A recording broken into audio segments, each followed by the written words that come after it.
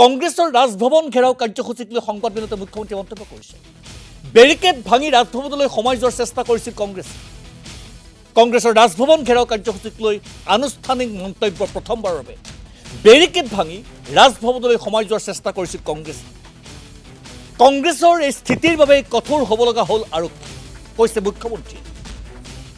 বহুদিনৰ পৰাই এনে ঘটনা সংঘটিত কৰাৰ চেষ্টা চলাই আছিল কংগ্ৰেছে।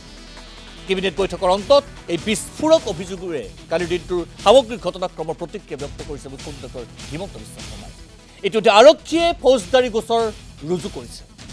কংগ্ৰেছৰ গোটেই প্ৰক্ৰিয়াটোৰ বিৰুদ্ধে কোনোবা ব্যক্তিবিশেষৰ কৰিছে নেকি, নেতা বিশেষৰ কৰিছে নেকি, এই কথা এতিয়াও স্পষ্ট নহয়। কি ক'লে মুখ্যমন্ত্ৰীয়ে এবাৰ সামগ্ৰিকভাৱে কংগ্ৰেছৰ কালিৰ দিনটোৰ যিখিনি ৰাজভৱন চলো কাৰ্যসূচী শুনোৱা হ'ব। আজি আপোনালোকে মোৰ টুইটত দেখাও পাইছে, আমি ৰাজ্য চৰকাৰে এটা সিদ্ধান্ত লৈছোঁ যে ভৱিষ্যতে ৰাজভৱনৰ সন্মুখত কোনো ধৰ্ণা ধৰ্মঘট হ'ব নোৱাৰিব। আৰু কোনোবাই ধৰ্ণা ধৰ্মঘট কৰিলে যি ধৰ্ণা ধৰ্মঘটৰ বাবে নিৰ্দিষ্ট স্থান আছে তাতে তেওঁলোকে ধৰ্ণা ধৰ্মঘট কৰিব পাৰিব। আৰু যোৱাকালিৰ ঘটনাটোত যিসকল লোকে এই গোটেই পুলিচৰ বেৰিকেড আদি ভাঙাৰ বাবে প্ৰচেষ্টা কৰিছিল তেওঁলোকৰ ওপৰত চিটি পুলিচে ফৌজদাৰী গোচৰ লিপিবদ্ধ কৰিছে। একেটা ঘটনাকে ইলেকশ্যনৰ আগত খানাপাৰাত তেওঁলোকে কৰিবৰ বাবে চেষ্টা কৰিছিল। যোৱাকালি ৰাজভৱনত কিবা কাৰণত নহয় কিবা কাৰণত কংগ্ৰেছ দলে গুৱাহাটীৰ ভিতৰত বহু দিনৰ পৰা কিবা এটা ঘটনা সংঘটিত কৰাৰ বাবে চেষ্টা কৰি আছে। তেওঁলোকৰ উদ্দেশ্য মই নাজানো, কিন্তু তেওঁলোকে সচিবালয়ৰ সন্মুখতে হওক বা ৰাজভৱনৰ সন্মুখতে হওক তেওঁলোকে বহু দিনৰ পৰা ইয়াত এটা গণ্ডগোল এটা কৰিব বিচাৰি আছে। This is third fourth attempt. গতিকে মই ভাবোঁ যে এইবাৰ আমি যিসকলক ভিডিঅ'ত দেখা পাম, যিসকলৰ ফটো আছে, যিহেতু পাৰ্মিশ্যন নোলোৱাকৈ তেওঁলোকে এই কামটো কৰিছিল, আমি কঠোৰ ব্যৱস্থা আমি হাতত ল'ম। এনেকুৱা ঘটনাত কালি যে গুলী চালনা নহ'ল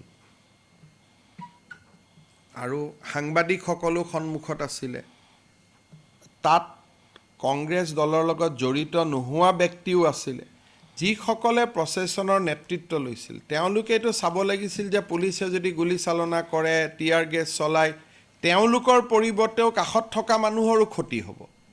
আৰু তেওঁলোকে ৰাজভৱনত বিচাৰিছিলে কি, ৰাজ্যপালটো নাছিলেই, তেওঁলোকে কিয় তাত গৈছিল মই এইটো কথাও আজিলৈকে বুজি পোৱা নাই। য'ত মণিপুৰত আছে, যদি গভৰ্ণৰজন মণিপুৰত আছে, ঘৰটোতো খালী হৈ আছিলে, গভৰ্ণৰ আছে বোলে নহয় জোৰ কৰি গৈ তেওঁক মেমৰেণ্ডাম দিম, তেতিয়া আমি ক'লোহেঁতেন ঠিক আছে 10জন আহক, 50জন আহক, 5জন আহক, ভিতৰত লৈ গ'লোহেঁতেন, চাহ খোৱালোহেঁতেন, মেমৰেণ্ডাম ল'লোহেঁতেন। গভৰ্ণৰ নথকা সময়ত তেওঁলোক ৰাজভৱনত কিয় গৈছিল? এইটো প্ৰশ্নৰ মই উত্তৰটো বিচাৰি পোৱা নাই। যদি গভৰ্ণৰ নায়েই তে ৰাজভৱনত আপুনি কিয় গৈছে? আৰু আপুনি গৈ পেলাই এনেকুৱা ব্যৱহাৰ কৰিলে যে তাৰ কাৰণে পুলিচে যদি কালি, আপোনালোকেতো টিয়াৰ গেছৰ কথা কৈছে, যদি পুলিচে কিবা কাৰণত ফায়াৰিং কৰিবলগীয়া হ'লেতো, ইমান সৰু ৰাস্তা আৰু কোনো মানুহটোতো তাত প্ৰস্তুত হৈ যোৱা নাই যে ঘটনা এটা ঘটিব। গতিকে কংগ্ৰেছ দলে নিজৰ কৰ্মীসকলৰ উপৰিও সাংবাদিকসকলৰো জীৱন তেওঁলোকে এটা প্ৰত্যাহ্বানৰ সন্মুখলৈকে লৈ গৈছিলে। আৰু ময়ো জাৰ্নেলিষ্টসকলকো ৰিকুৱেষ্ট কৰিম যে আপোনালোকে এনেকুৱা, কাৰণ কংগ্ৰেছ দলৰ বিহেভিয়াৰটো ক'ত কেতিয়া কৰি দিয়ে ঠিক নাই, বহুত ওচৰত যাব নালাগে। কাৰণ ৰাহুল গান্ধী দিনাখন আহোঁতে আমি খানাপাৰাত দেখা পাইছিলোঁ, একেটা কামেই কৰিছিল। সিদিনাখনো পুলিচ ৰেষ্ট্ৰেইন হৈ থাকিলে, নহ'লে সিদিনাখনো টিয়াৰ গেছ গুলী চালনা হ'লহেঁতেন। কাৰণ তেওঁলোকৰ গোটেই উদ্দেশ্যটো হ'ল বেৰিকেডটো ভাঙি ভিতৰত সোমাই যাব লাগে। এতিয়া ভিতৰত সোমাই গৈ কি পাব?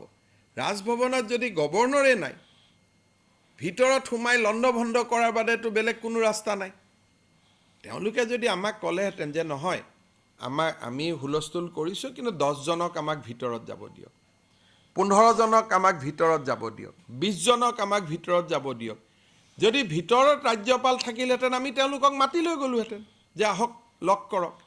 এতিয়া য'ত ৰাজ্যপালেই নাই তাত তেওঁলোকে কিয় হুলস্থুল কৰি আছিলে? এই প্ৰশ্নটোৰ উত্তৰ মই আজিলৈকে বিচাৰি পোৱা নাই যে গভৰ্ণৰ নাই তেওঁলোকেওতো জানে গভৰ্ণৰ মণিপুৰত আছে